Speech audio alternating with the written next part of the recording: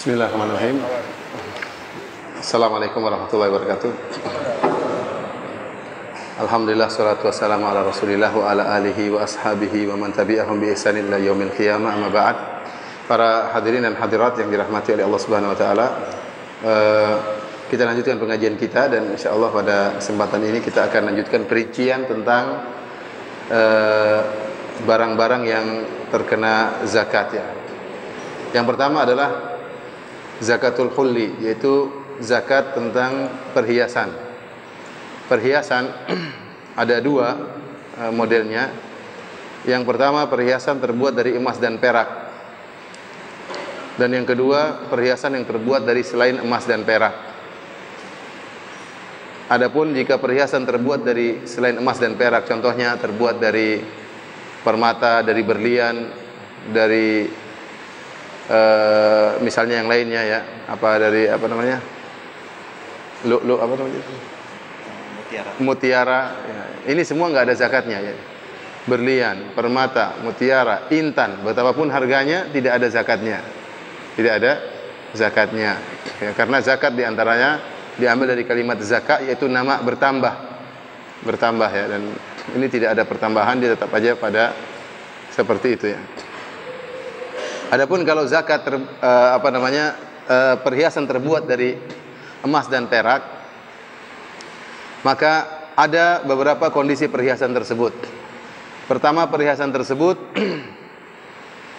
hanya diperjualbelikan. Perhiasan tersebut diperjualbelikan. Jika perhiasan tersebut diperjualbelikan, maka dia akan masuk dalam zakat barang dagangan. Dia akan masuk dalam zakat barang dagangan. Ada zakatnya.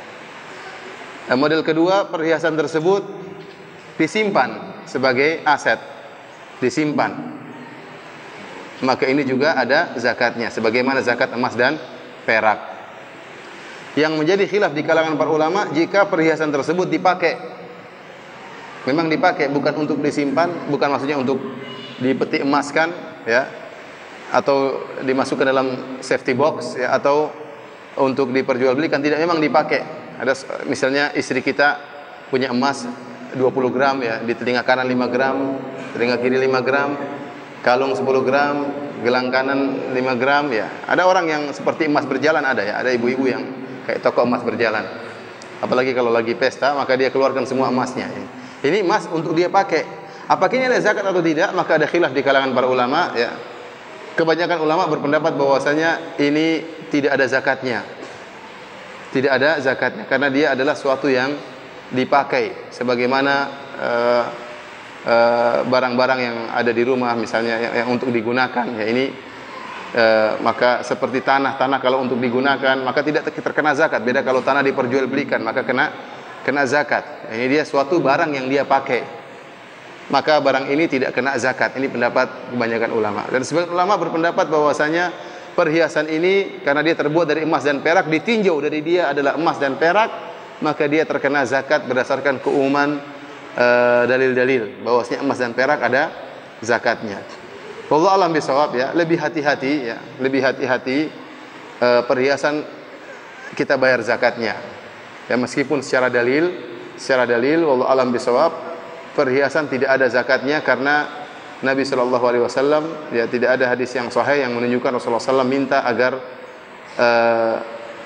perhiasan dikeluarkan zakatnya di zaman Nabi SAW. Tetapi lebih hati-hati, dan ini pendapat Syekh Muhammad bin Shalih Al-Utsaimin dan pendapat Syekh bin Baz rahimahumullah, bahwasanya perhiasan jika terbuat dari emas dan perak maka dia terkena zakat sebagaimana keumuman emas dan perak.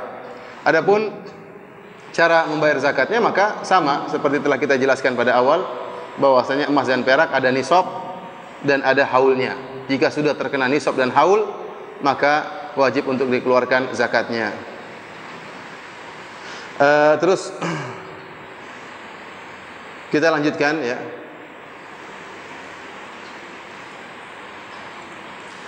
Zakat alat-alat tukar perbankan ya. Contoh seperti uang, cek dan sukuk ya. Uang sebagaimana telah kita singgung, uang zakatnya sama seperti emas dan perak. Nisabnya adalah nisab perak, lebih hati-hati. Nisabnya nisab perak. Tadi kita katakan sekitar 13 juta rupiah. Barang siapa yang uangnya sudah sampai 13 juta rupiah, maka dia telah terkena nisab. Maka dia tunggu sampai tahun depan.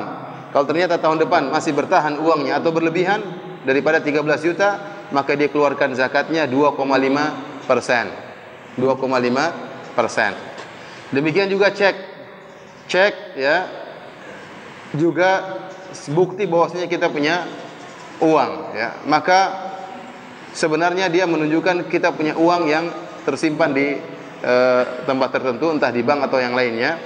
Maka cek ini juga ada zakatnya. Cek ini juga ada zakatnya. Kapan kita bisa mengambil cek tersebut dan sudah mencapai haul, maka kita keluarkan zakatnya dari cek tersebut. Demikian juga masalah saham ya. Masalah saham, kata para ulama, saham ada dua pandangan para ulama tentang saham. Secara umum, saham itu ada dua pandangan para ulama tentang saham. Pandangan pertama, mereka meninjau dari saham ini berasal dari perusahaan apa, harus ditinjau kembali. Karena saham itu adalah nilai kekayaan suatu perusahaan. Misalnya perusahaan tersebut ternyata perusahaan apa misalnya? Tambang atau perusahaan misalnya. Jadi tergantung jenis perusahaannya.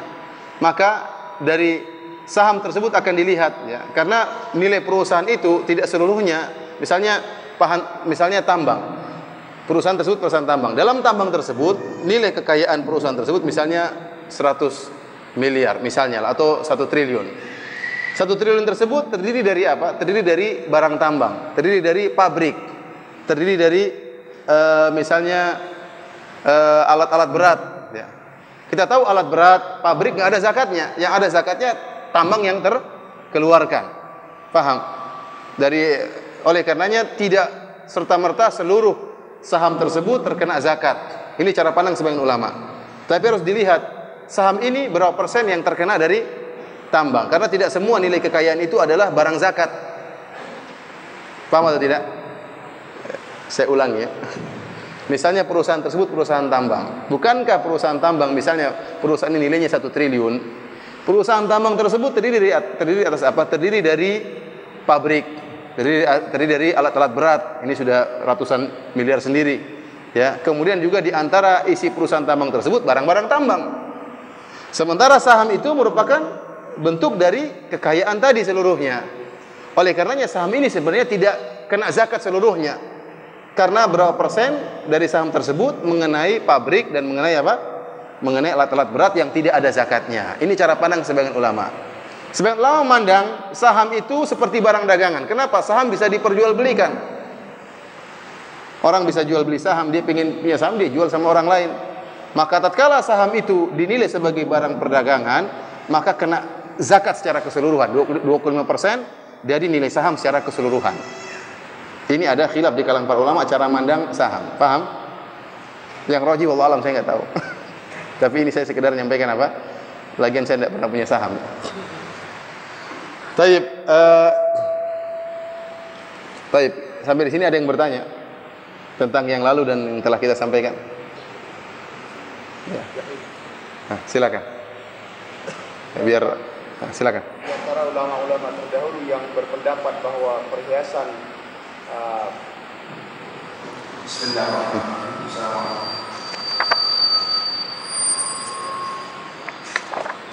Di antara para ulama-ulama terdahulu yang berpendapat bahwa perhiasan tidak perlu zakat, emas dan perak, bisa sebutin ya? Sebentar, saya tidak hafal tapi saya carikan ya. Sebentar. Ya. Ulama-ulama siapa aja?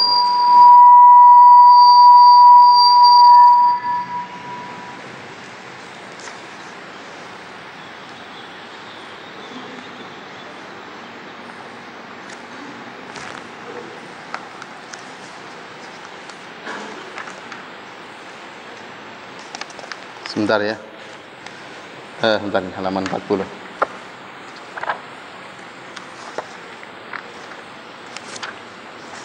Jadi beliau bertanya tentang ulama-ulama manakah yang dahulu dari para ulama yang tidak memandang adanya zakat al-hulli, zakat perhiasan ya. Di sini disebutkan di antara yang berpendapat bahwasanya perhiasan tidak ada zakatnya dari kalangan para sahabat adalah Abdullah bin Umar radhiyallahu anhuma, Jabir bin Abdullah radhiyallahu anhuma, Anas bin Malik radhiyallahu anhuma, Asma bintu Abi Bakar. Ini para sahabat radhiyallahu anha yang berpendapat bahwasanya tidak ada zakat dalam perhiasan. Ya, dan ini adalah pendapat Imam Malik dan Imam Syafi'i dan Imam Ahmad. Maka saya kata tadi kebanyakan ulama berpendapat tidak ada zakat dalam perhiasan yang digunakan, bukan untuk disimpan, bukan untuk diperjualbelikan. Paham? Jadi saya katakan jumhur ulama secara dalil, saya katakan bahwasanya di zaman Nabi tidak pernah minta ada zakat perhiasan. Namun orang yang mengatakan para ulama seperti mazhab sahabat yang lain ya, Umar, Ibnu Mas'ud, Ibnu Abbas, Abdullah bin Amr, dan ini pendapat Abu Hanifah berpendapat bahwasanya zakat perhiasan juga ada zakatnya berdasarkan keumuman dalil-dalil yang menunjukkan adanya zakat emas dan perak. Karena ditinjau dia adalah emas dan perak, dan emas dan perak adalah harta tersendiri yang ada zakatnya. Ya. Lebih hati-hati kita keluarkan zakat. Kita punya emas misalnya, punya emas disimpan misalnya 80 gram. Ternyata perhiasan istri kita 30 gram, maka 80 tambah 30 berapa gram? 100 gram. Berarti kena zakat. Kena zakat. Tetapi ingat, perhatikan di sini. Sekarang saya punya emas 80 gram. Istri saya punya emas 30 gram. Tidak bisa digabungkan. Kenapa? Karena emas istri, emas saya. 30 gram tersebut telah saya hadiahkan buat istri saya. Paham? Tidak digabungkan antara emas istri dengan emas saya. Beda kalau saya cuma pinjamin istri aja. Pinjam aja mbak istriku, sayangku pakai aja, pinjam nanti kembalikan ya. Habis pesta kembalikan, itu emas saya semua. Ini berarti emas saya. Tapi kalau itu emas istri, maka tidak digabungkan dengan emas saya. Silakan. Bagaimana cara perhitungan zakat emas perhiasan, di mana perhiasan tersebut dihiasi dengan batu sehingga berat emas tersebut bertambah? Yang dimaksud dengan zakat emas adalah zakat emas yang murni, yang terpisahkan dari batu tersebut. Ya, kalau memang tidak bisa diketahui dengan pasti, maka dengan perkiraan. Ya. Dengan dhannul ghalib, kira-kira berapa ini kalau dikeluarkan dari, misalnya di emas tersebut ada mutiaranya, di emas tersebut misalnya ada berliannya. Berliannya kira-kira berapa gram dikurangi, kira-kira aja. Ya, kira-kira, dan kita mengambil yang lebih hati-hati, dilebihkan sedikit emasnya. Ya. Apabila anak mempunyai rumah yang ditinggali dan mobil, apakah harus dikeluarkan zakatnya setiap tahun? Rumah tersebut dibeli dari hasil warisan dan sudah dikeluarkan zakatnya dari Allah. Telah kita sebutkan harta-harta zakat, ya, harta-harta zakat tadi telah kita sebutkan beberapa macamnya, ya. Tidak ada namanya zakat rumah, tidak ada namanya zakat yang kalau pajak ada, tapi kalau zakat tidak ada. Zakat rumah enggak ada, zakat mobil tidak ada, ya. Kecuali rumah tersebut jadi barang perdagangan. Kalau rumah tersebut barang dagangan, dijual belikan seperti orang bisnis properti, maka dia kena zakat. Nanti akan kita jelaskan zakat barang dagangan. Demikian juga mobil tersebut, ternyata mobil barang dagangan, dia memang penjual beli mobil bekas untuk jual lagi. Ya, ini memang ada zakatnya. Kalau ternyata setelah setahun tidak juga laku, berarti dia kena zakat karena bertahan selama setahun. Tapi kalau dia pakai mobil, ya pakai mobil, tahu-tahu ada yang beli, mobilmu bagus sekali, saya beli harga 1 miliar. Ya udah jual aja. Ini enggak masalah. Memang asalnya dia bukan untuk barang dagangan, tapi kebetulan ada yang naksir, dia jual. Sebagaimana orang punya rumah, dia punya rumah, tahu-tahu ada yang nawar rumah tersebut dengan harga yang tinggi. Asalnya dia tidak ingin jual rumah tersebut. Dia beli rumah bukan untuk diperdagangkan. Dia beli rumah untuk dia pakai atau untuk hal yang lain, untuk dia sewakan misalnya, bukan untuk dia jual. Tahu-tahu ada yang nawarkan dengan harga tinggi, dia jual, maka ini bukan barang dagangan. Apabila suami istri keduanya bekerja dan masing-masing mampu membayar zakat, apakah zakat dibayarkan masing-masing atau oleh suami? Iya, kalau masing-masing istri punya kemampuan untuk bayar zakat, maka masing-masing bayar zakat. Jadi suami itu hanya kewajiban untuk memberi nafkah kepada istri, memberi nafkah kepada istri. Adapun kalau istri punya harta sendiri, istri punya emas sendiri, istri punya rumah sendiri, ya, misalnya dia punya dapat warisan, ya, istri punya tabungan yang banyak, ya, maka dia punya zakat sendiri. Suami juga bayar zakat sendiri. Bisa jadi suaminya miskin, ya. Maka sampai ada pembahasan di kalangan para ulama, bolehkah istrinya kasih zakat buat suami? Karena istrinya kaya, suaminya apa? Miskin. Bisa jadi atau tidak? Bisa jadi. Suaminya bangkrut, miskin, istrinya masih kaya, ya. Hartanya masih banyak, ya. Pertanyaan terakhir, nanti kita lanjutkan biar materinya ya. Harusnya banyak sekali pertanyaan. Ya. Usaha pemotongan dan perdagangan daging sapi, apakah zakat tanah dihitung dari zakat ternak atau zakat perdagangan? Yang kedua, seorang yang memiliki hutang KPR atau leasing mobil, apa juga termasuk kategori penerima zakat? Seorang apa? Kalau dia jual beli sapi, maka dia termasuk barang dagangan, ya. Ya, barang dagangan. Maka maksudnya nanti dalam zakat barang dagangan. Yang kedua tadi gimana? Usahanya pemotongan dan yang kedua. perdagangan. Yang kedua, hutang leasing KPR, apa termasuk kategori ghorimin? Dia punya hutang, rumahnya belum lunas. Belum lunas. KPR. KPR, ya. Kredit. Masalahnya pada waktu jatuh tempo dia mampu bayar atau tidak? Kalau mampu jangan diterima zakat, ya. Tapi kalau dia jatuh tempo dia tidak mampu untuk membayar, maka dia berhak untuk menerima zakat. Masih ada orang lebih berhak untuk menerima zakat daripada dia. Wallahu a'lam bishawab. Baik, kita lanjutkan. Sekarang zakat hutang. Zakat hutang ada dua model, ada hutang, ada piutang. Ada hutang, ada piutang. Dan ini permasalahan yang diperselisihkan juga oleh para ulama. Pertama kita bahas tentang masalah piutang. Saya punya piutang sama orang lain, ya. Apakah misalnya orang lain pinjam uang dari saya 100 juta. Sudah kena nisab atau tidak? Kena nisab. Nisab 13 juta tadi kita sepakat. Sepakat atau tidak? Sepakat, 13 juta. Orang ini pinjam uang sama saya 100 juta. 2 tahun dia nggak bayar-bayar. Setelah tahun ketiga baru dia bayar. Nah, apakah wajib bayar saya untuk bayar zakat setelah saya terima uang tersebut? Maka ada khilaf di kalangan para ulama, ya. Ada yang mengatakan bahwasanya tidak perlu bayar zakat karena itu uang tidak di tangan dia. Uang tidak di tangan dia. Yang bisa dia keluarkan zakat adalah uang harta yang dia bisa gunakan dengan sebebas dia. Ternyata uang tersebut tidak berada di tangan dia. Ya. Ada yang berpendapat wajib bagi dia untuk bayar zakat, ya. Kalau dia terima maka dia bayar zakat 3 tahun. Karena uang tersebut telah terpendam selama 3 tahun dan ada kewajiban zakat dalam uang tersebut selama 3 tahun. Berarti kalau 100 juta tadi 2,5% kali 3 berapa? Berarti 7,5 juta. 7,5 juta selama 3 tahun. Ada ulama, dan ini pendapat banyak ulama di Saudi Arabia, di antara pendapat Lajnah Daimah, ya. Dibedakan antara orang yang pinjam uang sama kita itu orang yang mudah membayar atau orang yang sulit untuk membayar. Maksudnya apa? Mudah membayar. Kapan kita minta dia bisa kasih, cuma kita nanti aja lah. Kau masih perlu kan? Tapi seandainya kita maksa minta, dia akan kasih. Dia mampu untuk kasih. Dia mampu untuk bayar utang tersebut. Namun kita tidak menagih. Karena mungkin teman atau bagaimana, ya biarin aja lah, kau masih pakai nanti aja lah. Ya, maka seperti ini kalau kita terima utang tersebut dibayar setelah 3 tahun, maka zakatnya selama 3 tahun. Karena asalnya pada hakikatnya uang tersebut bisa kita ambil setiap saat. Cuma karena kita itu teman kita biarin dia pakai, nggak jadi masalah, maka ini kita bayar 3 tahun. Tetapi kalau ternyata yang berhutang kepada kita, yang minjam uang sama kita adalah miskin, ditagih susah, ya, lari kabur, nggak, kita minta dia kabur, nggak pernah muncul, tahu-tahu nomor telepon dia ganti, kan repot ya. Maka kapan kita bayar? Kita bayar kalau kita terima pembayaran dia dan cuma bayar setahun zakat. Ini pendapat yang dipilih oleh Lajnah Daimah, ya, oleh para ulama di Arab Saudi. Jadi kalau memang sulit untuk dia bayar utang kita, maka kita cuma bayar setahun. Tatkala dia bayar uang tersebut, kita bayar cuma zakat untuk zakat setahun. Adapun masalah hutang,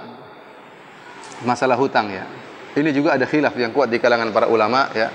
Secara umum ada beberapa pendapat. Yang pertama, pendapat para salaf, sebagian salaf yang mengatakan kalau seorang punya uang sudah mencapai nisab, ternyata hutangnya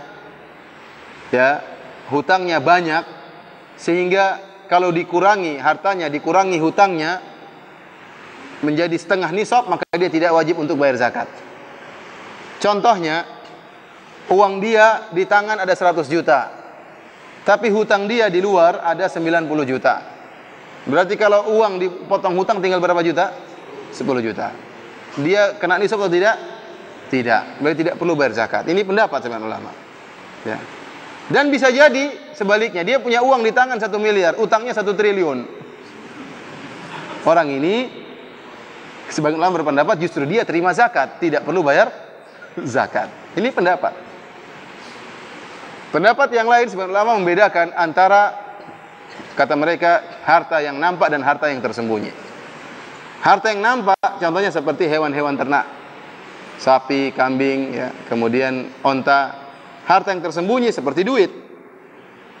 Kata mereka, adapun kalau dia punya hutang, ternyata hutangnya lebih banyak daripada harta dia, daripada duit dia, namun dia punya harta yang nampak seperti kambing, sapi, dan onta, tetap saja harus diambil zakatnya. Adapun duitnya tidak kena zakat, tetapi harta yang nampak seperti kambing, sapi, dan onta tetap kena zakat. Ini membedakan antara uang dengan harta yang tidak kelihatan dengan harta yang kelihatan. Saya sendiri lebih condong pada pendapat sebagian ulama yang berpendapat bahwasanya hutang, ya, tidak mencegah orang dari bayar zakat. Jadi misalnya seorang punya uang, rumah, punya mewah, punya mobil, jumlah total kekayaannya misalnya 8 miliar. Dia punya utang 20 miliar. Orang ini tatkala nisabnya jelas, tatkala sudah tiba haul tahun kemudian, apakah dia wajib bayar zakat atau tidak? Jawabannya wajib. Kenapa? Jelas dia punya uang 8 miliar ini bisa dia pakai macam-macam. Uangnya ada di tangannya, dia pegang sejak tahun lalu 8 miliar ini. Itu uang harus kena zakat. Ustaz, tapi hutangnya lebih banyak daripada uangnya. Kita bilang kalau dia tidak mau bayar zakat, bayar hutangnya. Kalau dia nggak mau bayar hutang, keluarin zakat. Ustaz, saya pingin zakat saya terkurang. Ya udah bayar hutang, cicil. Ya udah saya bayar 6 miliar, jadi tinggal 2 miliar. 2 miliarnya kena zakat. 6 miliarnya buat bayar hutang. Kalau nggak mau kena zakat sama sekali, bayar hutang semuanya. Jadi habis duitmu, nggak kena zakat. Selama uangmu ada di tangan, maka kena zakat. Ini pendapat Utsman bin Affan radhiyallahu taala. Ini lebih benar. Bagaimana orang ini kaya raya, pakai mobil mewah, nggak bayar zakat. Orang miskin suruh bayar zakat. Orang kaya, ya, makanya pendapat yang lebih kuat, orang yang punya hutang, ya selama dia pegang uang, maka uangnya tersebut tetap melebihi nisab, maka harus bayar zakat. Kalau dia nggak mau bayar zakat, maka suruh bayar utangnya. Taib, masalah berikutnya tadi kewajiban zakat dan hutang bersamaan. Yang tadi sudah kita singgung, ya. Seorang punya kewajiban zakat tapi dia punya hutang. Jawabannya yang benar bahwasanya tetap dia kena zakat meskipun hutangnya lebih banyak daripada duit dia. Kalau dia tidak mau bayar zakat, maka lunasi hutangnya agar tidak bayar zakat.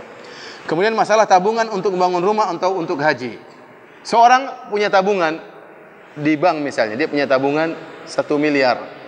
1 miliar ini untuk bangun rumah. Rumah rencananya dia sudah bikin, sudah gambar di arsitek dan semuanya, jadi kena rumah ini biayanya kira-kira 2 miliar. Nah, uang yang dia simpan di bank ini untuk bangun rumah kena zakat atau tidak? Kira-kira kena zakat atau tidak? Hah? Kena. Kenapa? Karena uangnya ada, dia bisa ambil kapan-kapan dia bisa ngambil.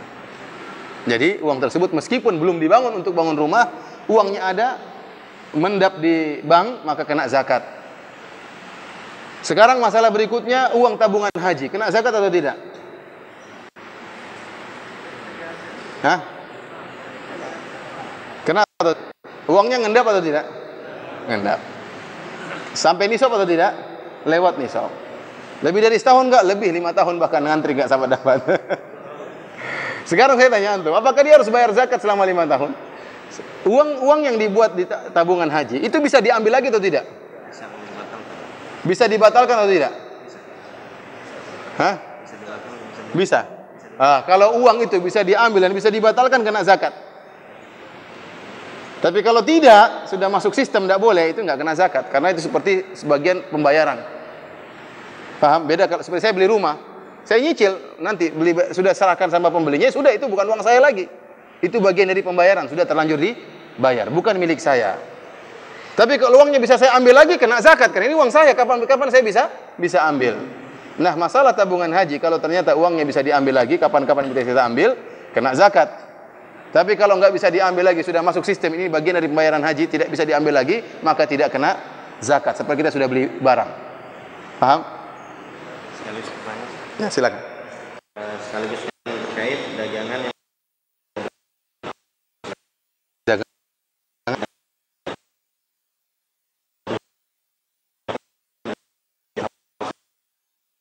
sama, dari modalnya pinjaman yang dilihat adalah barang dagangannya.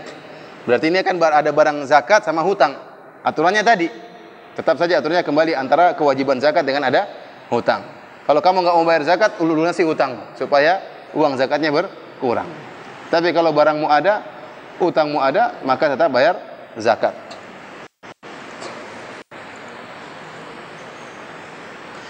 Tapi para hadirin rahmatillah subhanahu wa ta'ala, kita bahas tentang zakat fitrah. Ya, zakat fitrah sebenarnya dalam bahasa Arab namanya zakatul fitr. Al-fitr diambil dari iftar, yaitu berbuka. Bukan sebagaimana pendapat sebagian ustadz yang mengatakan dari fitrah, kembali kepada fitrah. Tidak ya. Itu salah apa namanya? Salah apa namanya? Kaprah, bukan salah perkara, salah kaprah. Jadi bukan zakat fitrah berarti kepada fitrah. Tidak, zakatul fitr artinya zakat sebagai tanda seorang sudah selesai puasanya dan dia berbuka. Oleh karenanya disebut dalam hadis bahwasanya zakat fitr itu tu'matan lil masakin, ya. Di antaranya adalah tuhratan lisaim wa tu'matan lil masakin. Fungsinya adalah untuk memberikan orang yang berpuasa minal lagwi war rafath, karena waktu dia berpuasa mungkin dia ada perkataan sia-sia atau dia mengucapkan kata-kata yang kotor, ya. Maka disucikan dengan apa? Dengan zakat fitrah. Di antaranya juga untuk memberi makan kepada fakir miskin. Itu hikmahnya. Dan zakat fitrah hukumnya adalah wajib. Ya, dalam hadis Ibnu Abbas, farada Rasulullah SAW zakat al-fitr sa'an min tamr atau sa'an min syair. Rasulullah SAW mewajibkan zakat fitrah, ya, satu sa' dari korma atau satu sa' dari gandum, ya, al-abd wal hur, apa? Hur wal abd wa dzakar wa untha wal kabir wa saghir. Kata Nabi sallallahu alaihi wasallam, wajib bagi orang merdeka maupun budak, maupun lelaki maupun wanita, orang besar, orang dewasa maupun anak kecil, seluruhnya wajib untuk bayar zakat. Para ulama khilaf tentang masalah janin. Kalau anak kecil dia lahir sebelum terbenam matahari tanggal 30 Ramadan, maka dia kena zakat fitrah. Kenapa? Sudah muncul di dunia meskipun dia tidak puasa. Sebagaimana anak kecil meskipun tidak puasa tetap kena zakat fitrah. Ya. Tetapi kalau janin belum lahir, apakah janin tersebut kena zakat fitrah atau tidak? Khilaf di kalangan para ulama, yang benar tidak kena zakat fitrah. Tetapi kalau mau bayar dianjurkan, enggak jadi masalah. Tetapi tidak wajib untuk bayar zakat fitrah bagi janin tersebut. Ini dalil bahwasanya seluruh orang yang mampu untuk bayar zakat fitrah, maka hendaknya dia bayar zakat fitrah. Siapa yang diwajibkan? Yang diwajibkan adalah seorang yang memiliki kelebihan makanan, kebutuhan untuk kebutuhan sehari tersebut. Misalnya pada hari tersebut dia memiliki kecukupan, mampu untuk beri makan kepada anaknya, kepada istrinya, mampu untuk bayar listrik, mampu untuk bayar sewaan. Untuk hari tersebut ternyata mampu, masih ada kelebihan makanan untuk hari besok, maka dia wajib bayar untuk zakat fitrah. Jadi bisa jadi orang miskin bayar zakat fitrah jika miskinnya tidak terlalu parah. Tetapi kalau miskinnya parah, terkadang uang untuk bayar listrik aja nggak ada, untuk beli air juga nggak ada, orang ini tidak perlu bayar zakat fitrah. Justru dia menerima zakat fitrah. Sudah. Pertanyaan Ustaz, jika punya saham tapi juga masih berhutang di bank, apakah masih harus membayar zakat? Jika punya saham tetapi masih punya hutang di bank, maka harus bayar zakat? Ya, jawabannya iya tadi. Ya. Iya, jika ternyata sahamnya lebih daripada nisab, ya, dan sudah melewati setahun, maka tetap bayar zakat dari saham tersebut. Ya. Jika orang tua kita miskin, apakah masih berhak mendapatkan zakat dari kita? Jika orang tua kita miskin, apakah boleh kita memberi zakat dari kita? Jawabannya enggak boleh. Jadi orang tua dan anak-anak tidak boleh diberi zakat, karena itu kewajiban kita. Kewajiban kita untuk memelihara mereka. Maka wajib bagi kita untuk beri nafkah kepada orang tua dan anak-anak. Tidak boleh dikasih dengan uang zakat. Tetapi kalau kakak, adik, maka ini boleh, karena mereka tidak wajib untuk kita nafkahi. Ada kakak kita miskin, boleh kita kasih uang zakat. Adik kita punya hutang, boleh kita bantu dengan memberikan uang zakat. Adapun orang tua dan anak-anak tidak boleh dikasih zakat. Terkait dengan zakat fitrah, apakah boleh dalam bentuk uang ini? Oh ya, ada pembahasan berapa kadar wajib zakat fitr? Zakat fitr ya jawabannya 1 sa'. 1 sa' itu ukuran volume. Jadi zakat fitr kata Ibnu Abbas, Rasulullah SAW mewajibkan zakat fitr 1 sa' dari korma atau 1 sa' dari gandum. Sa' itu ukuran volume di zaman Nabi SAW. Dikenal namanya sa' al-madani. Jadi ukuran volume digunakan oleh penduduk kota Madinah untuk jual beli, untuk barter. Ya mereka menggunakan 1 sa', 1 volume. Nah, volume tersebut sekarang dikonvert dalam bentuk berat. Padahal volume kan liter. Dikonvert dalam bentuk berat, maka wajar jika terjadi khilaf di kalangan para ulama. 1 sa' itu berapa beratnya? Maka ada yang mengatakan 2/4 kilo, ada yang mengatakan 2,5 kilo, ada yang mengatakan 2,7 kilo. Ya, maka ini wajar ada khilaf karena pengkonvertan tersebut berubah dari volume menjadi berat. Ya. Kemudian volume tersebut yang menjadi patokan apa? Beda antara volume korma diberatkan dengan misalnya volume gandum 1 sa' diberatkan, tentu beda-beda. Ya, oleh karenanya wajar ada khilaf di kalangan para ulama. Intinya lebih hati-hati kita bayar 2,5 kilo. Atau lebih hati-hati lagi bayar aja 3 kilo. Lebih hati-hati. Ada sebagian teman-teman yang berusaha mencari sanad tentang ukuran volume dari zaman Nabi SAW. Ada sebagian masyayikh yang punya ukuran volume sejak zaman Nabi. Dan dia memiliki ukuran volume dengan sanad sampai kepada zaman sahabat. Ya, sebagian ulama berusaha untuk mencari kesohihan sanad ini benar atau tidak sampai kepada para sahabat, bahwasanya ukurannya demikian. Yang jelas 1 sa' itu secara sederhana adalah ukuran 4 mud bagi orang yang tangannya wajar, tidak terlalu lebar dan terlalu kecil. Bagaimana? Misalnya seorang ingin bayar zakat dengan beras. 1 sa' gimana? 1 sa' sebenarnya itu begini. Jadi seorang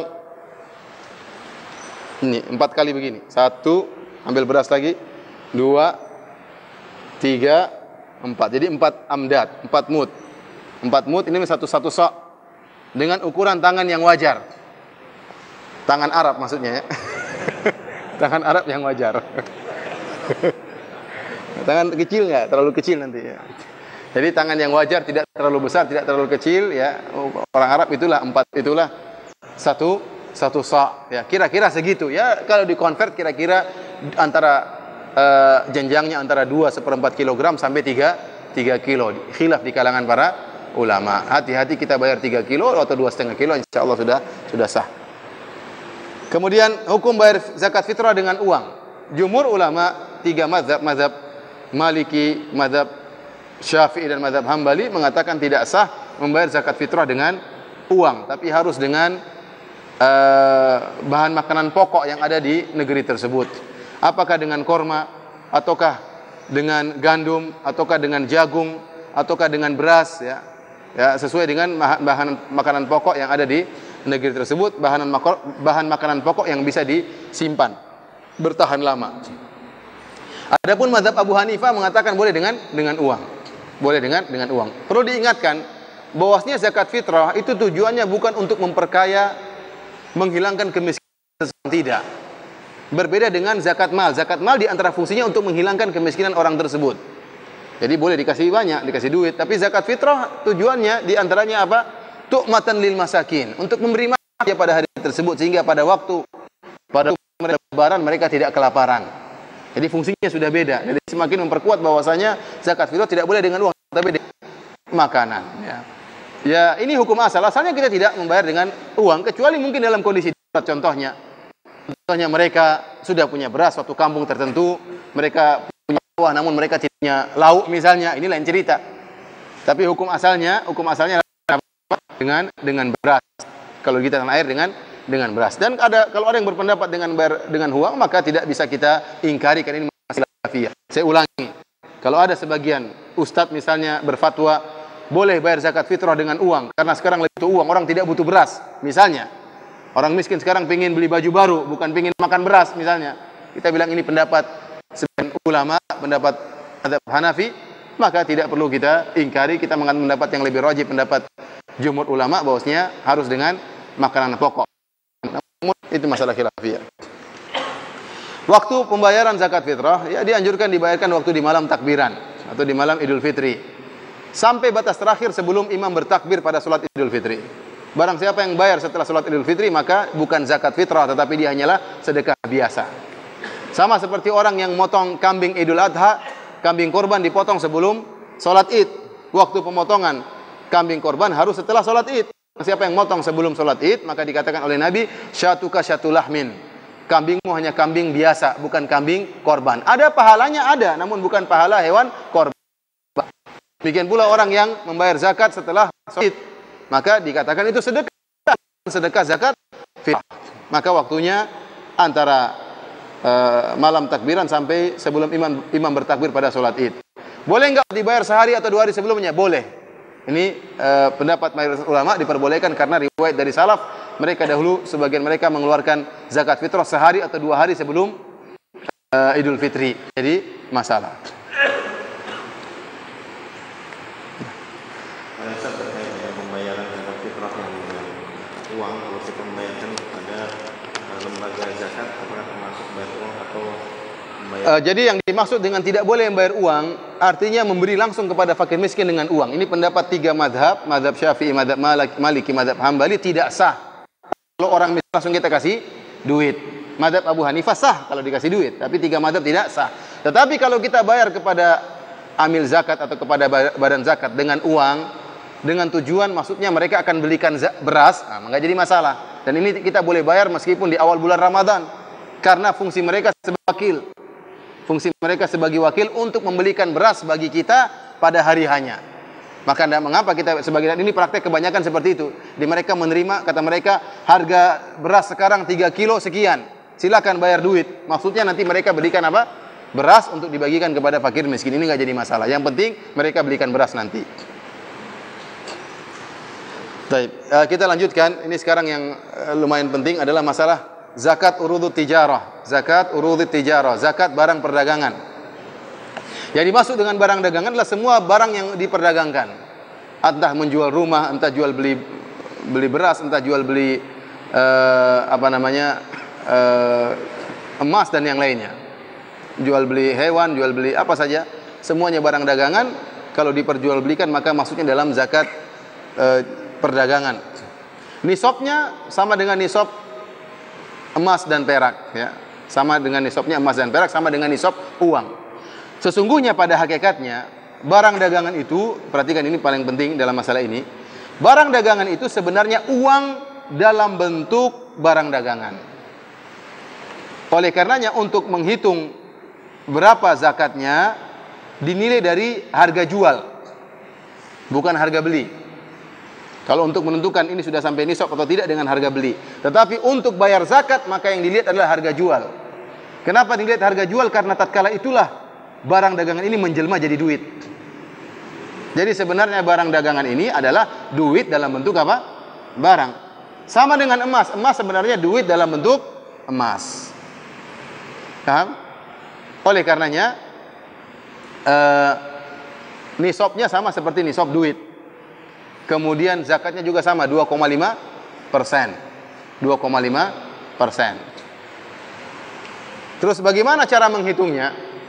Sekarang gampangannya jual beli apa? Hah? Jual beli apa? Jual beli cendol. Wah, ini nggak kena zakat.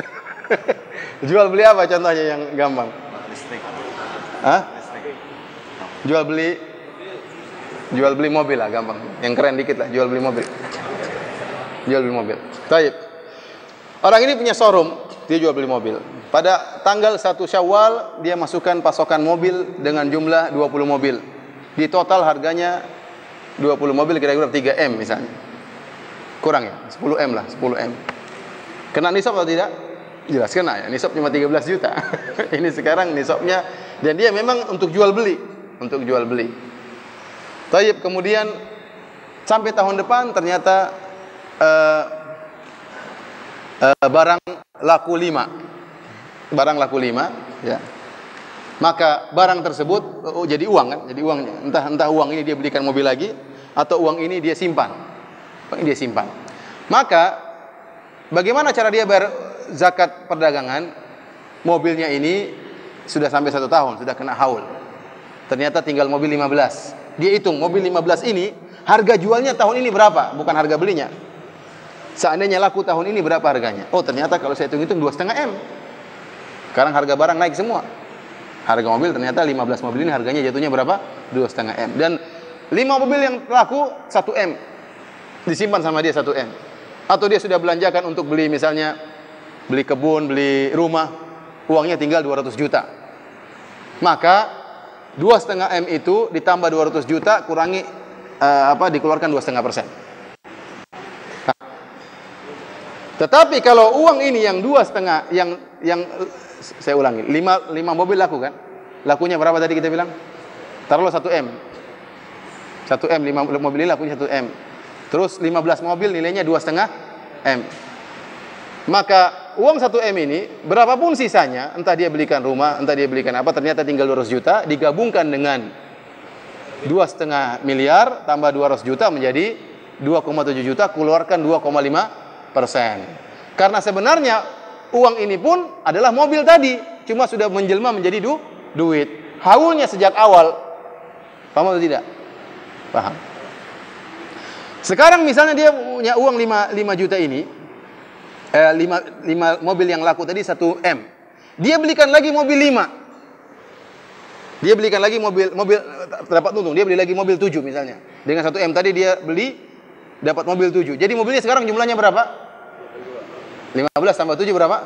22. Matematikanya bagus ya. 15 tambah 7 jadi 22. Nah, padahal 5 mobil ini baru dia beli umurnya 1 bulan. Sudah kena haul atau tidak? Jawabannya kena. Kenapa? Karena mobil tersebut jelmaan dari uang tadi sebelumnya. Paham? Mobil ini jelmaan uang tadi, jelmaan dari mobil, sekarang menjelma jadi mobil yang lain. Jadi sebenarnya dia uang dalam bentuk apa? Barang dagangan. Paham? Sekarang bagaimana cara hitungnya? Cara hitungnya begini. Jadi sekarang saya punya mobil 15. Total harga jual 2,5 M. Kemudian uang tersisa setelah laku tadi 200 juta, berarti 2,7 M. Terus saya punya emas, saya total, ternyata ada 40 gram. Harganya berapa? 20 juta. Tambah, berarti berapa? Sudah kena haul juga. Berarti berapa tadi? Sekarang emas ini kena nisab atau tidak? Nisab emas berapa?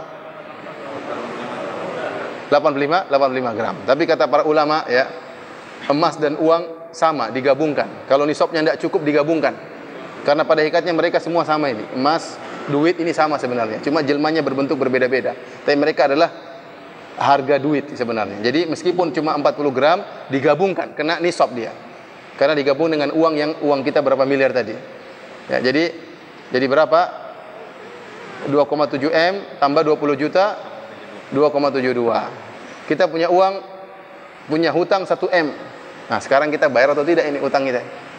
Kalau kita bayar, ya lunasi utang kita. Berarti zakat kita cuma dari berapa? 1,72. Tapi kalau kita nggak lunasi, kena zakat seluruhnya dari 2,72. Paham? Oh, orang lain punya utang sama kita. Oh, lupa saya. Ada orang punya utang 1 M sama kita. Bisa diambil nggak uangnya? Nggak bisa, orangnya pelit, nggak mau bayar. Ya udah, kalau gitu belum kena zakat. Paham? Nanti kapan zakatnya? Kalau kita terima duit dari dia, baru kita bayar zakat setahun. Kenapa dia susah untuk bayar zakat? Paham? Baik, masalah berikutnya. Sekarang seorang punya toko baju, modal dia baju tersebut modalnya 1 miliar. Ternyata jual barang akhirnya untung ya.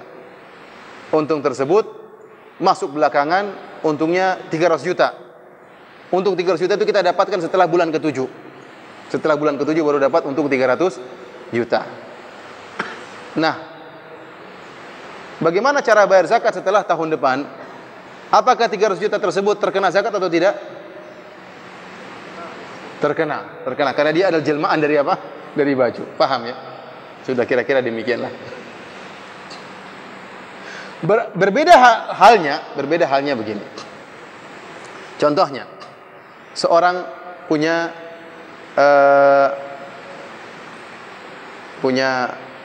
toko mobil, punya mobil, ya, showroom mobil. Pada bulan ke-5, tahu-tahu ada orang menghadiahkan dia, ini bukan dari uang mobil sama sekali bukan. Tahu-tahu ada orang tuanya atau dia dapat warisan emas 100 gram pada bulan ke-7 setelah dia buka showroom mobil. Taib, setelah bulan ke-12, apakah yang 100 gram ini kena zakat atau tidak? Jawabannya tidak, karena 100 gram ini bukan jelmaan dari dan dia bukan dari awal bersama. Paham? Kalau dia dari awal, sejak awal dia punya toko mobil, sudah punya emas, maka digabungkan. Paham? Tapi sekarang tidak. Ini paham atau tidak saya nggak tahu juga.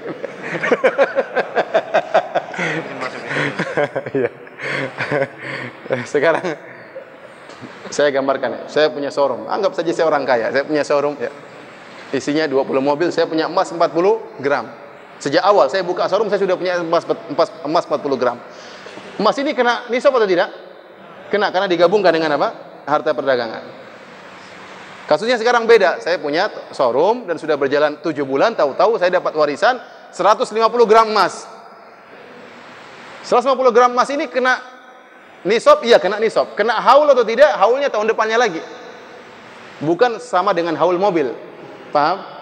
Karena dia bukan jelmaan dari mobil. Paham atau tidak? Udah, alhamdulillah paham. Tinggal bayar zakat.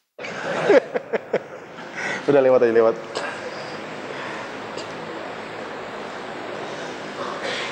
Sekarang zakat rikas. Zakat rikas adalah zakat, disebutkan tadi adalah harta karun kalau bahasa kita. Tapi ingat, yang dimaksud dengan rikas adalah harta yang dipendam sebelum datangnya Islam. Maka dikatakan sebagai zakat jahiliyah. Jadi misalnya seorang pergi ke Madinah atau pergi ke Mekah, kemudian dia galik-galik, tahu-tahu dapat harta Abu Jahal, tulis Abu Jahal, apa namanya, milik Abu Jahal misalnya. Nah, ini berarti harta jahiliyah. Maka dia boleh ambil harta tersebut, ya, dan dia keluarkan zakatnya khumus 20%. 80% dia buat dia. 80% buat dia. 20% diberikan kepada pemerintah untuk dikelola. Ya. Tetapi kalau harta temuan tersebut ternyata setelah Islam, maka ini bukan rikas. Contohnya, seorang beli tanah, dia gali-gali ternyata dapat emas, ada peti emas, dibuka ternyata peti emas isinya duit banyak, atau dapat karung ternyata isinya duit. Maka dia cek apakah ada namanya atau tidak. Ternyata ada stempelnya milik Abu Fulan, si Fulan ya. Harus dia kembalikan kalau begitu. Bukan jadi milik dia. Karena ada tanda buktinya bahwa itu milik si Fulan. Atau ada surat dalamnya. Sungguhnya ini adalah harta gini milik si Fulan. Maka harus dia kembalikan, itu bukan milik dia. Dan ini bukan harta jahiliyah, tapi milik orang Islam yang lain, maka dia kembalikan. Kalau ternyata tidak ada tanda itu milik siapa, maka ini hukumnya harta luqatah. Harta luqatah artinya barang temuan. Maka wajib bagi dia untuk memberi pengumuman selama setahun. Masukkan di televisi atau masukkan di radio bahwasanya ada ditemukan barang, ya, barang siapa yang merasa barangnya hilang, ya, silakan ambil ke tempat saya dengan mendatangkan bukti. Kalau ternyata setelah 5 bulan dia umumkan datang orang tersebut dan mendatangkan bukti itu milik dia, maka harus dikembalikan. Kalau ternyata setelah setahun tidak ada yang ngaku, maka boleh dia pakai uang tersebut. Dan kalaupun uang tersebut ternyata lebih daripada nisab, maka zakatnya 2,5% sebagaimana harta zakat, sebagaimana zakat duit. Paham? Jadi rikas itu adalah harta temuan dari orang-orang jahiliyah. Habis. Udah. Ah, ini zakat ternak ya. Zakat ternak. Masih ada sedikit waktu insyaallah ya. Jadi zakat hewan ternak, yang dimaksudkan hewan ternak cuma 3, tidak ada yang lainnya. 3 hewan ternak tersebut ada khilaf, namun yang benar tidak ada. Kuda itu bukan untuk asalnya dipelihara, bukan untuk dikembangbiakan, tetapi karena zakat artinya harta yang berkembang biak, harta yang bertambah-tambah. Kuda itu biasanya digunakan mungkin untuk pacuan kuda atau untuk barang dagangan, maka jadi zakat barang dagangan ya, atau untuk peperangan misalnya. Oleh karenanya yang dimaksud dengan zakat hewan ternak adalah cuma 3, yaitu onta, sapi dan kambing. Ini pun disyaratkan di antara syarat bahwasanya hewan-hewan ini adalah hewan yang terkena zakat. Syaratnya hewan-hewan tersebut harus sa'imah. Sa'imah itu artinya dia cari makan dengan rumput, tidak kita beli makanan kasih sama dia. Jadi kalau ada orang pelihara kambing, ternyata pakan dari kambing tersebut harus dia beli, maka ini tidak kena zakat. Namanya hewan ma'lufah, dikasih alf, yaitu dikasih makanan. Tapi yang kena zakat hanyalah hewan yang dia makan sendiri, ditaruh di padang, maka dia makan rumput, ini yang kena zakat. Ya. Tapi kalau ternyata makanannya dari beli, kemudian misalnya ada gizi-gizi tertentu diberikan kepada hewan-hewan tersebut, maka ini tidak kena zakat. Kemudian hewan-hewan ini juga tidak diperjualbelikan. Jadi memang dia diternak dalam rangka untuk dimakan dagingnya atau kemudian diambil diperah susunya, ya. Maka ini yang terkena zakat. Adapun kalau hewan tersebut, ya, untuk diperjualbelikan, memang umur sekian jual beli ini, maka ini masuk dalam harta barang dagangan. Dia berpindah status dari zakat ternak menjadi zakat barang dagangan. Maka aturannya seperti barang dagangan. Adapun nisab, ya, nisab dari hewan-hewan tersebut, ya, di antaranya onta. Onta jika jumlahnya 1 sampai 4 maka tidak ada zakatnya. Ada situ, ya, antum perhatikan situ. Onta, ya, 1 sampai 4 tidak ada zakatnya. Tapi kalau jumlahnya 5 sampai 9 dan sampai tahun depan, maka kena zakat 1 ekor kambing. Bayarnya kambing. Kalau ontanya 10 sampai 14, maka bayarnya 2 ekor kambing. Zakatnya 2 ekor kambing. Jadi zakatnya beda-beda. Kemudian kalau 15 sampai 19, maka zakatnya 3 ekor kambing. 20 sampai 24 onta, zakatnya 4 ekor kambing.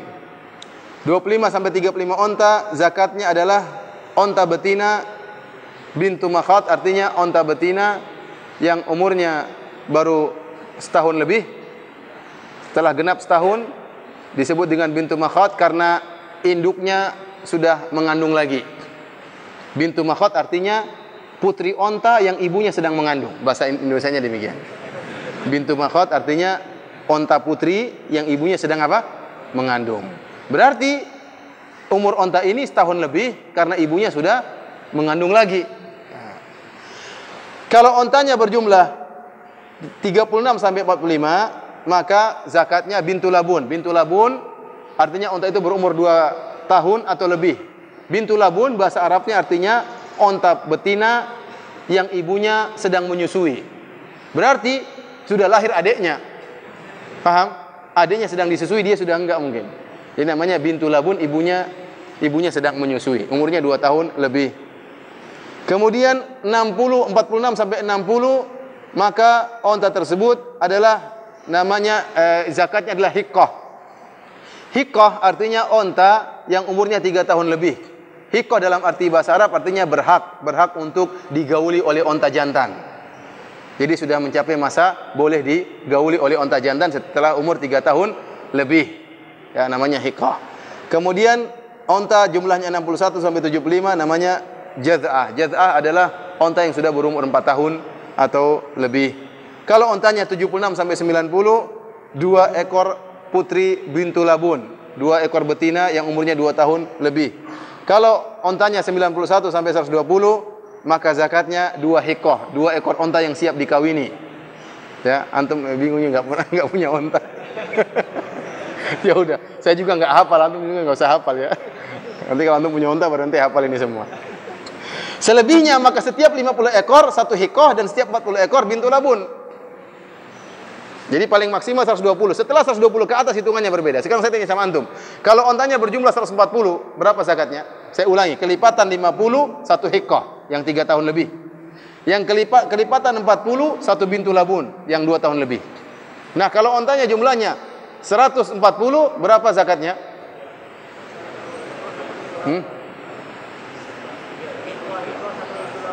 2 hiqqah 1 bintu labun. Pas 2 hiqqah 1 bintu labun. Setiap 50 1 hiqqah. Setiap 40 1 bintu labun. Sekarang kalau ontanya 147. Berapa zakatnya? Sama ya? Sama. Kalau ontanya 200 ekor. Berapa zakatnya? 4 hiqqah atau 5 bintu labun. 4 hiqqah atau 5 bintu labun. Tayyib. Sekarang sapi. Sapi ini sama dengan kerbau atau banteng sama ya. Jadi digabungkan ya. Kalau ada seorang punya nisabnya dari 30 ekor. Kalau dia punya banteng misalnya 15 sapi 15 satu, dianggap satu. Paham? Satu jenis dia.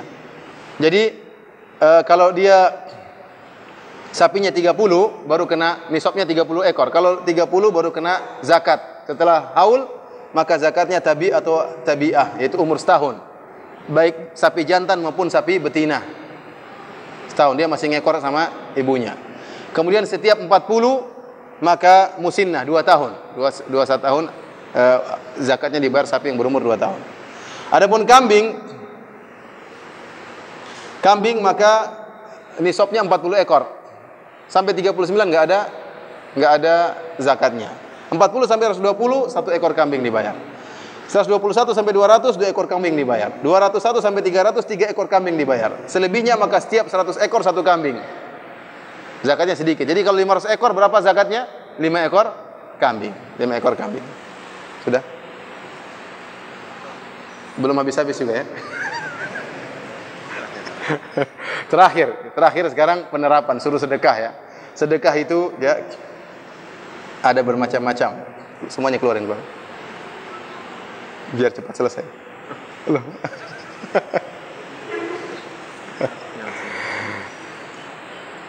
Habis.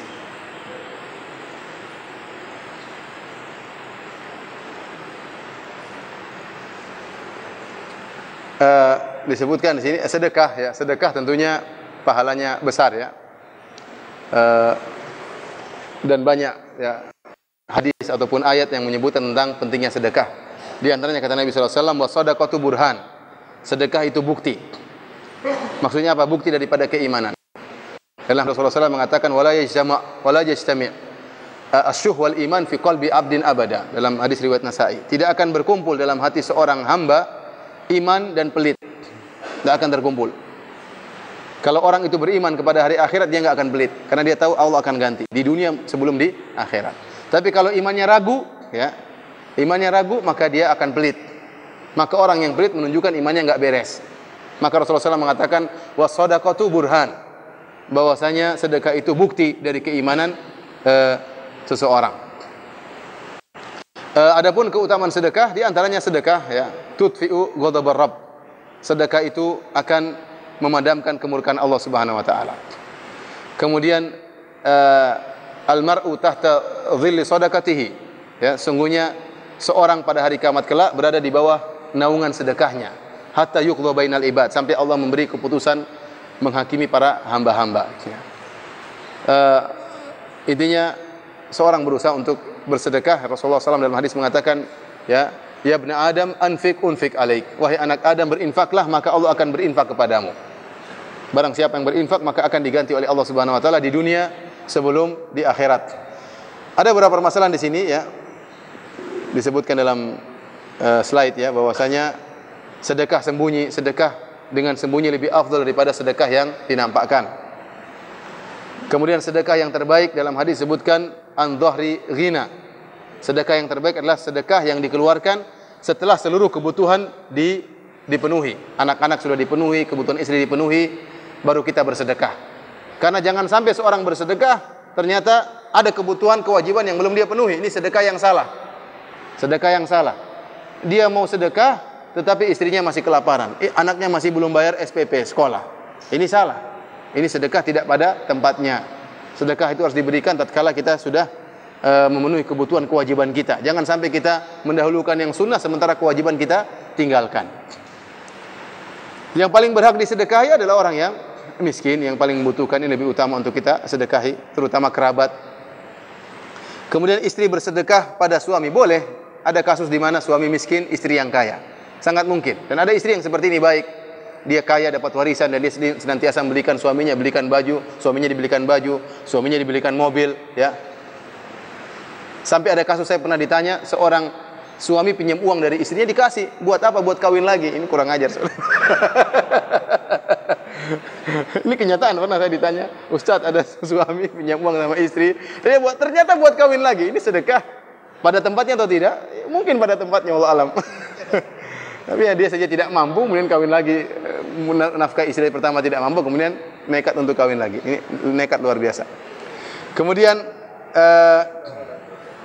memberikan sedekah dengan tangan kanan, dan jangan mengungkit-ungkit sedekah. Di antara dosa besar adalah mengungkit-ungkit sedekah. Dalam hadis Allah mengatakan, dalam Al-Qur'an Allah mengatakan, ya ayyuhalladzina amanu la tubtilu shadaqatikum bil manni wal adza.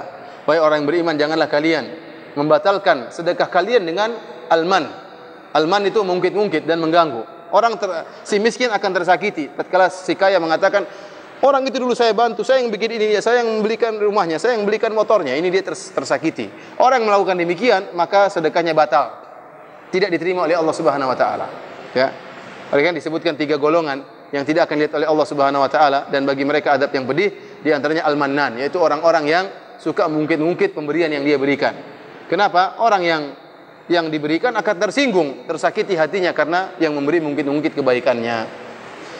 Inilah para hadirin rahmatillah subhanahu wa taala, ya, materi yang bisa kita sampaikan dengan sangat singkat, ya, semoga bisa memberi gambaran secara global tentang masalah zakat. Dan saya ingatkan, apa yang saya sampaikan ini hanya sekedar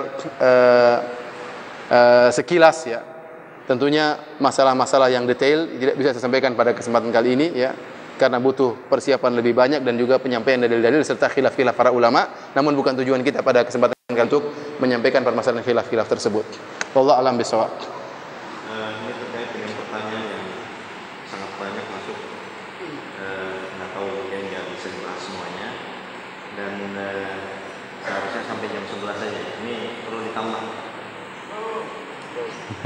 Kita tambah mungkin sampai maksimal setengah 12, ya. Setengah 12 biar kalau ada keluar bisa menyampaikan. Assalamualaikum Ustaz, adakah denda apabila sudah jatuh haul belum bayar zakat dan baru dibayar tahun berikutnya? Kewajiban bayar zakat hukumnya adalah harus segera ditunaikan, ya. Tidak boleh diakhirkan kecuali kalau ada maslahat. Itu pun kalau ada maslahat, dan itu pun kalau bisa cuma sampai setahun, karena tahun depan sudah kena zakat yang lain, ya. Asalnya segera secara fauri. Namun kalau dia ada halangan dan halangan tersebut uzur, maka mudah-mudahan tidak berdosa. Namun asalnya dia berdosa kalau dia menunda bayar zakat, karena zakat adalah kewajiban dibutuhkan oleh orang miskin sekarang. Kenapa ditunda? Orang miskin sekarang sedang butuh, ada yang kelaparan, ada yang miskinan, ada yang butuh ini. Kenapa kita tunda bayar zakat kita? Maka harus dibayar setiap saat dan bersegera dibayar, dan boleh ditunda, ya, atau dicicil kalau memang ada kemaslahatan. Wallahu a'lam bishawab. Dan tidak ada denda khusus, tidak ada. Cukup dia bayar aja. Kapan dia dulu tidak bayar, maka sekarang bayar. Kalau sudah 4 tahun dia tidak bayar, maka dia bayar 4 tahun, double. Seorang pengajar TPA di madrasah berhak mendapatkan zakat fitrah karena dianggap sebagai fisabilillah. Kalau dia pengajar TPA kemudian dia miskin, ya, mudah-mudahan dia berhak mendapatkan apa? Zakat, ya. Dan sebagaimana tadi pendapat Syekh bin Baz rahimahullah dan juga banyak ulama, bahwasanya orang-orang seperti ini yang berjuang mengajarkan agama, mengajarkan Islam, terutama seperti TPA yang kadang-kadang tidak ada gajinya, ya, maka mereka lebih utama untuk kita bantu dengan pemberian zakat. Bukan cuma sekedar zakat fitri, zakat harta pun kalau ada, kalau memang kita tahu dia kekurangan, ya, kita berikan orang tersebut, ya. Wallahu a'lam bishawab. Bolehkah membayar pajak kendaraan PBB dengan menggunakan uang riba? Wallahu a'lam. Saya enggak tahu. Zakat badan usaha yang dilaporkan di SPT tahunan sebagai pengurang pajak, apakah hukumnya? Jadi kalau memang ada aturan pemerintah bahwasanya zakat tersebut bisa mengurangi pajak, nggak jadi masalah, ya. Nggak jadi masalah. Kita keluarkan zakat, dengan mengeluarkan zakat tersebut pajak berkurang. Alhamdulillah nggak jadi masalah, ini malah bagus, ya, mengurangi pajak, dan ini program yang baik dari pemerintah. Kalau memang diizinkan oleh pemerintah ternyata zakat bisa mengurangi pajak, alhamdulillah, berarti ada penyaluran zakat pada orang-orang yang berhak menerima zakat tersebut. Saya punya tabungan sedikit yang saya simpan di deposito syariah, tiap bulan ada bagi hasilnya. Pertanyaan, uang bagi hasil tersebut apakah termasuk riba? Yang kedua, kalau tabungan tersebut saya zakati, apakah ribanya hilang? Riba kita tidak bisa tahu, ya, tidak bisa menjawab pertanyaan ini kecuali setelah mengetahui apa sistem kontrak atau transaksi yang dilakukan antara dia dengan pihak bank, ya, pihak bank syariah tersebut, sehingga terjadi bagi hasil. Ya, berarti ada mudharabah, ya. Maksudnya sistem mudharabahnya bagaimana, bagi hasilnya bagaimana, harus jelas. Ya, karena tidak semua bagi hasil itu syar'i. Ya, tidak semua bagi hasil itu syar'i. Ya. Ini saya tidak bisa jawab kecuali setelah mengetahui bagaimana sistemnya secara jelas ya. Allah alam bisawab. Ustaz, tolong penjelasannya tentang zakat perniagaan yang berfungsi atau bekerja sama. Bagaimana stoknya, haulnya, dilihat dari modalnya, stok barang dan lain-lain. Untuk penentuan haulnya bagaimana?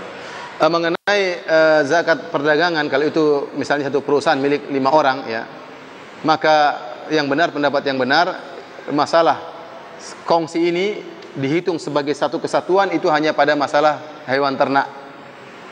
Selain hewan ternak maka dihitung masing-masing. Seperti kambing, misalnya tadi kita katakan kambing nisabnya 40 ekor kambing, maka dia bayar satu kambing. Ada sekarang 45 ekor. 45 ekor ini milik 2 orang.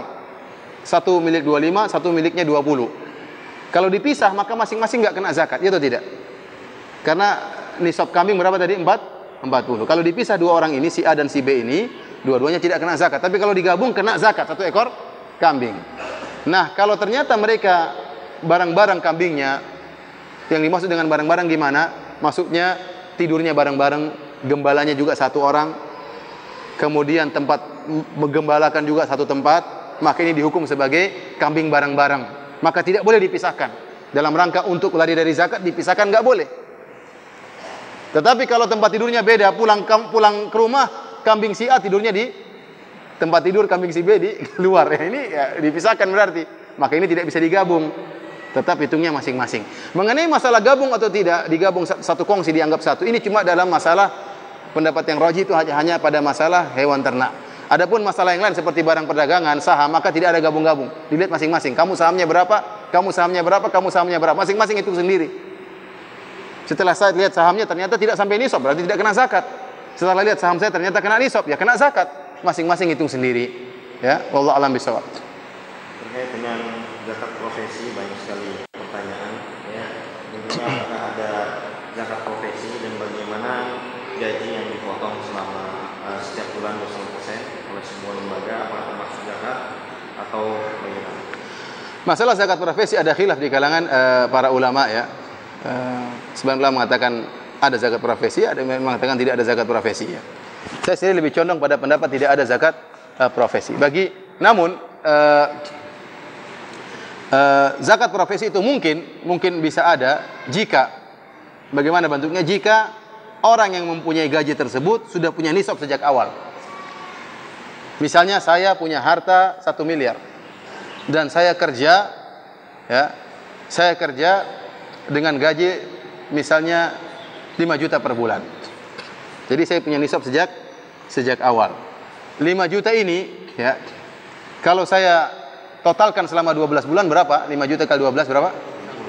60. Tetap saja ujung-ujungnya saya juga punya apa? Duit nisab. Ya. Seperti ini ada yang mengatakan boleh dikeluarkan apa?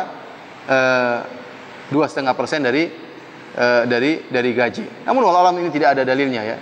Di zaman Nabi juga ada orang kerja dan ada orang dapat upah, namun tidak ada dalil bahwasanya dipotong gajinya langsung 2,5%. Dan bisa jadi saya katakan kebanyakan orang yang terkadang mereka potong gaji mereka, ternyata mereka di ujungnya tidak punya nisab.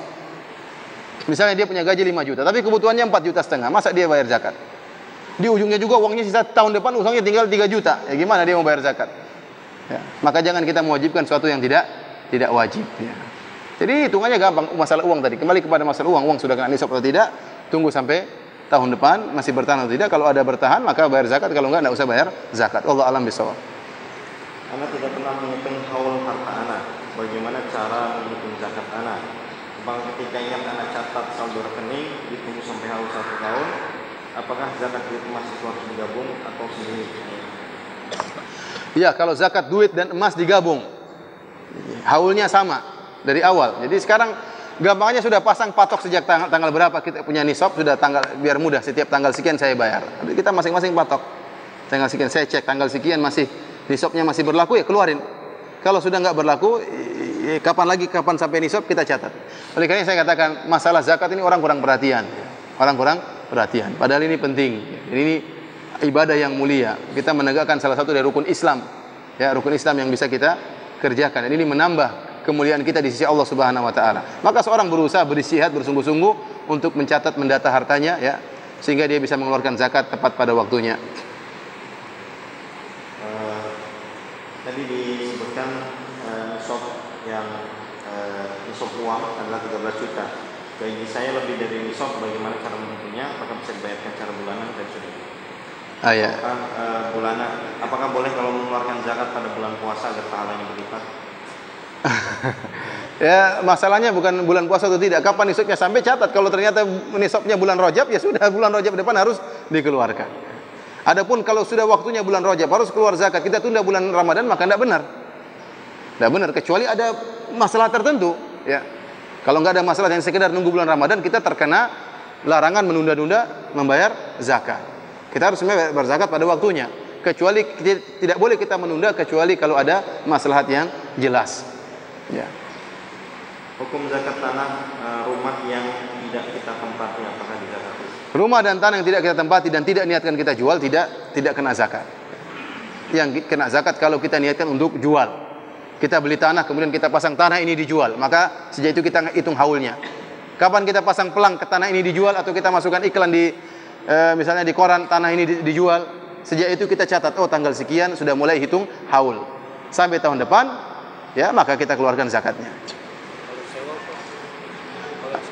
Sewa enggak. Sewa enggak. Jadi bukan rumahnya enggak, tapi dilihat dari hasil sewa tersebut nanti masalah zakat duit. Ibu saya memiliki emas lebih dari 85 gram, tapi beliau tidak pernah mengeluarkan zakatnya. Bolehkah saya sebagai anak membayarkan zakatnya? Dan bagaimana menghitung zakat emas yang lama tidak pernah dikeluarkan zakat? Boleh. Jadi kalau orang tua kita punya emas lebih dari kita ingin tahu dan kita ingin bantu orang tua kita bayarkan zakatnya. Nggak jadi masalah. Ya. Zakat siapapun yang bayar nggak jadi masalah. Tapi kita niatkan untuk bayarkan zakat ibu kita. Ya. Nggak jadi masalah. Dan kita kasih tahu ibu, saya sudah bayarkan zakatnya. Jadi nanti khawatir ibu sadar kemudian ibu bayar zakat lagi, double nanti. Enggak. Kita beritahu, Bu, saya sudah bayarkan zakatnya, lumayan banyak, Bu, sudah 4 tahun ini.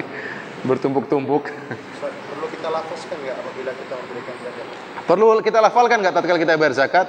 Imam Ahmad membenci hal ini karena menyakiti hati orang yang kita bayar. Misalnya, Pak Ustadz, ini uang zakat Pak Ustadz ya. Maksudnya gimana? Maksudnya Pak Ustadz itu miskin, makanya nggak usah lah, kita nggak usah bilang gitu. Tapi kalau orang ini kita ragu, kata para ulama boleh. Misalnya orang ini ragu berhak atau tidak, ragu, kita bilang, ini ada uang zakat. Semikir sendiri, dia berhak atau tidak. Tapi kalau kita yakin orang ini berhak menerima zakat, maka tidak usah kita bilang ini uang zakat. Kita menjaga perasaan dia. Dan ini dibenci oleh Imam Ahmad rahimahullahu ta'ala. Tadi dijelaskan masalah emas yang 24%, 24 karat. Bagaimana dengan kalau saya memiliki emas 21 karat, bagaimana perhitungannya? Hitungannya dengan nilai emas 21 karat itu 21 karat nilainya berapa? Ya, ditambah dengan uang. Pokoknya kalau sampai harga 85 gram emas, maka itu yang dilihat. Dikonvertkan kepada duit. Ya.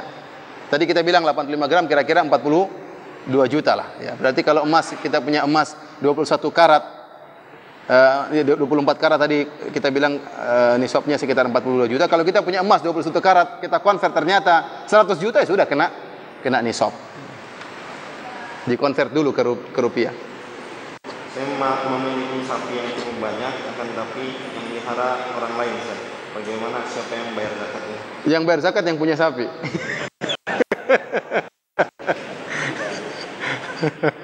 Bukan yang makan sapinya, yang punya sapinya. Berapa yang diperoleh dari 8 asnaf? Apakah sama semua? Apakah boleh diberikan langsung kepada kerabat terdekat? Atau untuk masing-masing zakat baik harta atau yang lainnya, apakah boleh untuk kerabat yang terdekat? Boleh. Jadi zakat bisa dibayar langsung melalui badan yang ditunjuk oleh pemerintah atau dengan cara memberikan langsung kepada pihak yang membutuhkan. Masalahnya sebenarnya kalau ada program yang bagus, ya, sebenarnya ini sebenarnya program yang harus dipegang oleh pemerintah karena mereka yang mampu untuk mendata seluruhnya sehingga bisa semakin tersebar dengan rata. Kalau tidak dijalankan oleh pemerintah maka tidak rata. Kita berikan kepada orang tapi masih banyak yang lebih miskin misalnya. Oleh karenanya, namun ya, saya belum tahu sampai sekarang apakah ada program yang dipegang oleh pemerintah sehingga bisa membagi uang zakat dengan rata. Kalau tidak, maka kita beristihad. Kapan kita ketemu orang yang menurut kita berhak, kita berikan. Bagaimana hukumnya menjual boneka dan apakah ada zakatnya atau tidak? Jual boneka. Kalau boneka tersebut untuk mainan anak-anak, ya, maka dia termasuk barang dagangan. Dia termasuk barang yang diperbolehkan untuk dijual belikan. Ya, kita boneka untuk anak-anak diperbolehkan. Dan ada zakatnya kalau sudah mencapai nisab dan sudah haul. Saya menyimpan uang warisan keluarga dan belum dibagikan. Apakah saya wajib membayar zakat karena uang tersebut belum dibagikan untuk kami berlima saudara? Itu harta warisan kalau sudah diperkirakan. Sekarang ada harta warisan, diperkirakan pembagiannya karena itu sudah bukan milik satu orang tapi milik beberapa orang. Nah, masing-masing itu suruh bayar zakat. Masing-masing itu suruh bayar zakat kalau memang masing-masing sudah mencapai nisab.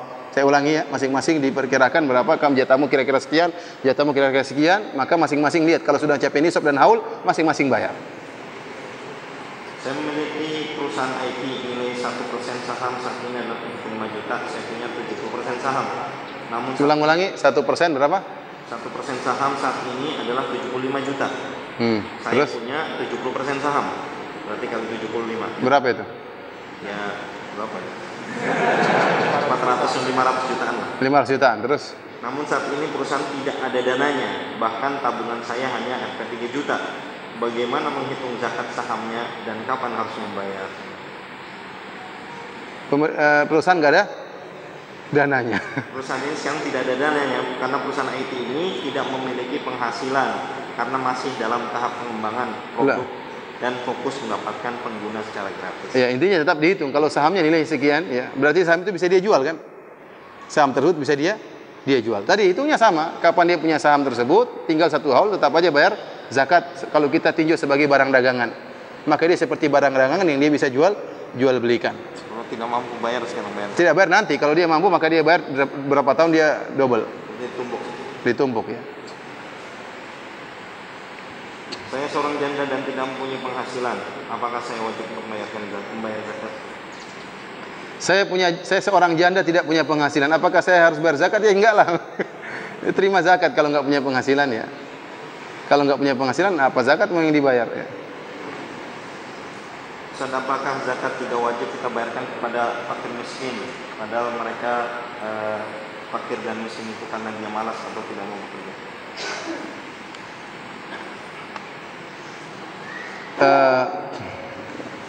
Allah alam sih. Jadi kita berusaha berikan yang menurut kita berhak ya. Memang benar-benar tidak mampu, adapun dia badan sehat enggak mau kerja, kita hindari orang seperti ini. Karena tadi di antara para ulama yang tidak berhak menerima zakat adalah orang yang mampu dan mampu bekerja, namun dia tidak mau bekerja.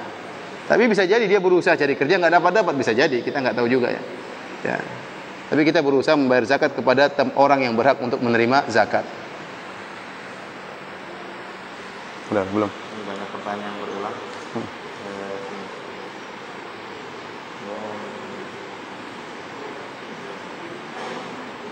Udah, anggap aja selesai deh. Banyak yang berulang, mungkin kita cukupkan sekian ya, untuk masalah pembahasan ini dan ada masukan sama masukan. Bagaimana dapat kekayaan uang emas sedikit tapi tanahnya banyak, rumahnya banyak, dipakai di sewa ada mobil dipakai zakat rumahnya banyak tapi uangnya sedikit. Nanti hubungi Yayasan Cinta Sedekah.